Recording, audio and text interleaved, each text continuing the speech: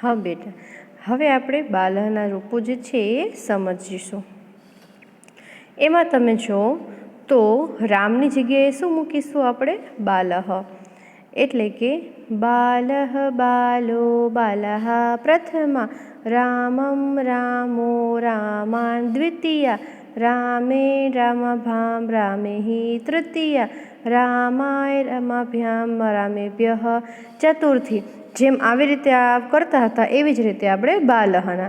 बालः बालो बालः प्रथमा, बालं बालो बालान् द्वितीया, बालेन बालाभ्यां बालेभिः बालेहि तृतीया, बालाय बालाभ्यां बालेभ्यः चतुर्थी, बालात बालाभ्यां बालेभ्यः पंचमी, बालस्य बालयोः बालानां षष्ठी, बाले बालयोः बालेषु सप्तमी, हे बाल हे बालो हे बाला संबोधन। बराबर, આપણે આવી રીતે અલગ અલગ શીખીશું। તમારે પણ શું કરવાનું છે? રાગ સાથે ગાઈ અને રૂપહ અને મકરના રૂપો જોવાના છે। રેડી? આટલું સમજાઈ ગયું? હવે નેક્સ્ટ જે છે એ કયા છે? આકારાંત છે। કયા છે? આકારાંત સ્ત્રીલિંગના રૂપો છે। એમાં બાલાહાનું છે, ઓલું બાલહ હતું અને આ બાલા છે। બરાબર, એમાં સીતા ગીતા કોઈ પણ તમે રૂપો લઈ શકો છો।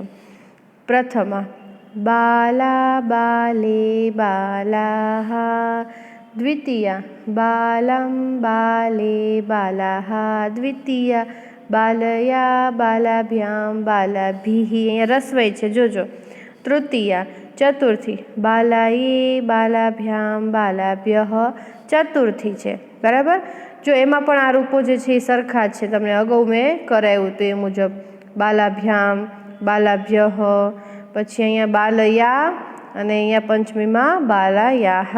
બરાબર, પ્રથમામાં આવશે બાલા બાલે બાલાહ, એટલે કે એક છોકરી, બે છોકરી અને બેથી વધારે છોકરીઓની વાત કરી છે।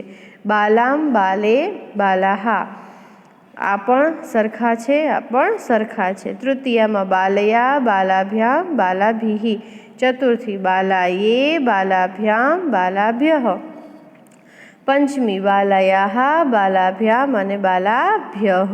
બરાબર, હવે અહીંયા સુધી સમજાઈ ગયું? પછી ષષ્ઠી વિભક્તિ જો, બાલાયાહ બાલયોઃ અને બાલાનામ,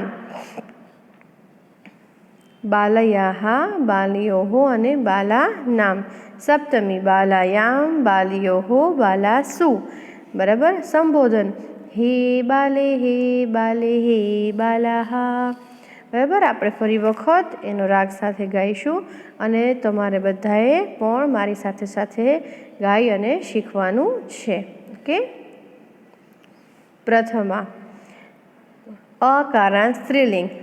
બરાબર, સ્ત્રીલિંગની પાછળ શું લાગશે? આ। ચલો શરૂ કરીએ। બાલા બાલે બાલાહ પ્રથમા, બાલમ બાલે બાલાહ દ્વિતીયા, બાલયા બાલાભ્યામ બાલાભીઃ તૃતીયા, બાલયે બાલાભ્યામ બાલાભ્યઃ ચતુર્થી, બાલયાહ બાલાભ્યામ બાલાભ્યઃ પંચમી, બાલયાહ બાલયોઃ બાલાનાં ષષ્ઠી, બાલાયામ બાલયોઃ બાલાસુ સપ્તમી, હે બાલે હે બાલાહ સંબોધન। બરાબર, સમજાઈ ગયું? એક છોકરીની વાત છે, બે છોકરીની અને બેથી વધારે। બરાબર, હવે તમને એમ થશે કે આ તો અમને સમજાઈ ગયું, પણ એનું ગુજરાતી શું? તો આપણે અગાઉ જે તમને મેં કરાવ્યું એ પેલું જે શીખી ગયા ને આપણે આ પદો જે છે એ, કે હાથી હાથીને, હાથી વડે, હાથી માટે, તો આ જે છે ને એ શબ્દ છે કે બાલા તો કે બાળા, બાળે એટલે બાળાનું, બાલાહા એટલે બાળા, પછી બાલામ છે તો કે બાલાને, બાલાઓને, એક બે બાળાઓને અને બેથી વધારે બાળાઓને, પછી બાલયા તો છોકરી વડે, છોકરીઓ વડે અને બેથી વધારે છોકરીઓ વડે, પછી બાલાયે છોકરીઓમાં, છોકરી માટે, બે છોકરીઓ માટે અને બેથી વધારે છોકરીઓ માટે। એવી રીતે એનું ગુજરાતી થશે। સમજાઈ ગયું તમને? બરાબર. પછી તમે અહીંયા જે છે એ આકારાંત શીખી ગયા, અકારાંત શીખી ગયા, એટલે કે પુલ્લિંગના, સ્ત્રીલિંગના. તો હવે બાકી શું રહ્યા? નપુંસકલિંગના. તો તમને એમ થાય કે નપુંસકલિંગના તો 3 જ છે, પણ ના, એવું નથી. મેં તમને અગાઉ કીધું હતું, યાદ છે કે નપુંસકલિંગ જે છે એના રૂપો પણ પુલ્લિંગ જેવા જ સરખા છે. બરાબર. તો અહીંયા જે છે એ પહેલાં આપણે સમજી લઈએ કે અકારાંત નપુંસકલિંગ એટલે કે વન એટલે જંગલ એ નપુંસકલિંગ છે. તો એના રૂપો અહીંયા આપ્યા છે. વિભક્તિ પ્રથમા, દ્વિતીય અને સંબોધન. સંબોધન તો બધાને આપણે જોવો એટલે તરત જ. પ્રથમામાં છે વનમ, વને, વનાની. વનમ, વને, વનાની. બરાબર. આ બંને કેવા છે? સરખા છે. અને સંબોધનમાં આવશે હે વન, હે વને, હે વનાની. તો વચ્ચેના રૂપો શું નહીં કરવાના વિભક્તિઓ? ના, વચ્ચેની વિભક્તિઓ પણ કરવાની જ છે. એવું નથી કે નથી કરવાની, પરંતુ પ્રથમા, દ્વિતીય અને સંબોધનના અહીંયા આપેલા છે, અને બીજા જે છે એ આપણે આમાંથી શીખવાના છે.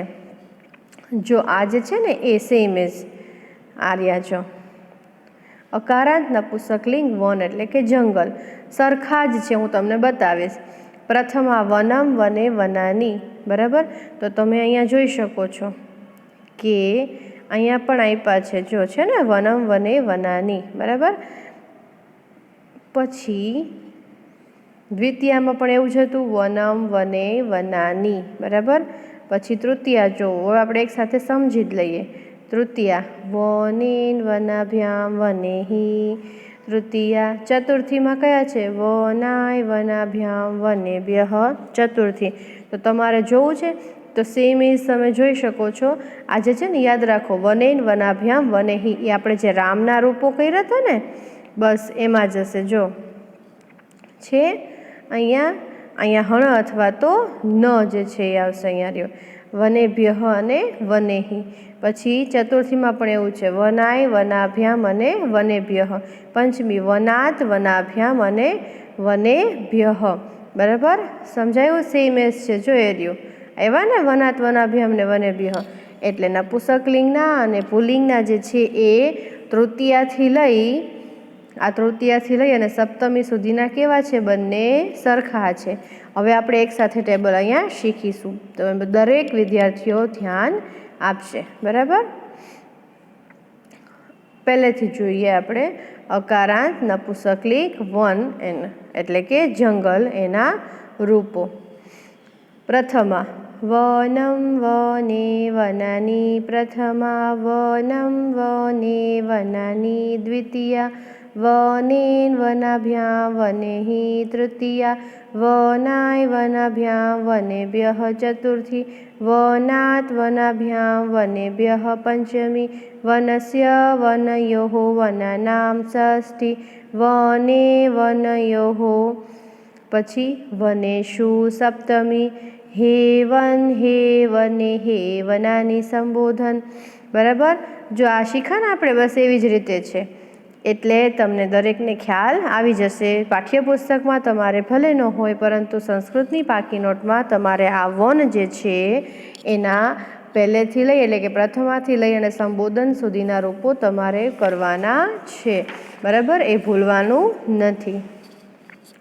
હવે આપણે જે છે એ જોઈએ કે વનના રૂપો જે શીખા એ આખા બરાબર એવી રીતે અકારાંત પુલ્લિંગના પણ સરખા છે. આકારાંતના શું છે કે પાછળ આ લગાડ્યું છે, બાકી રૂપો તો બધા જ સરખા છે. વિભક્તિઓ પણ પ્રથમાથી લઈ અને સંબોધન સુધીની સરખી છે. તમારે આ 3 રૂપો જે છે સંસ્કૃતની પાકી નોટમાં સારા અક્ષરે લખી અને પાકા કરવાના છે અને રાગ સાથે ગાતા શીખવાનું છે. એ આપણે આજનું હોમવર્ક છે. હવે નીચે એવું કીધું છે કે બાકીની વિભક્તિના રૂપો પુલ્લિંગ પ્રમાણે જ થાય છે. જો આ જ પ્રમાણે પુસ્તક, ફળ તથા પત્રના રૂપો વનના રૂપોની જેમ જ બનાવો. બરાબર. આટલું સમજાઈ ગયું બાળ દોસ્તો? પછી યાદ રાખજો કે તમારે ભૂલવાના નથી, કેમ કે એ બધા રૂપો જે છે તમને યાદ છેક સુધી રાખવાના છે અને યાદ છેક સુધી રહેશે જ એવી હું આશા રાખું છું. કે બાકીનું પછી સમજીશું. આવજો બાળ દોસ્તો. Bye bye.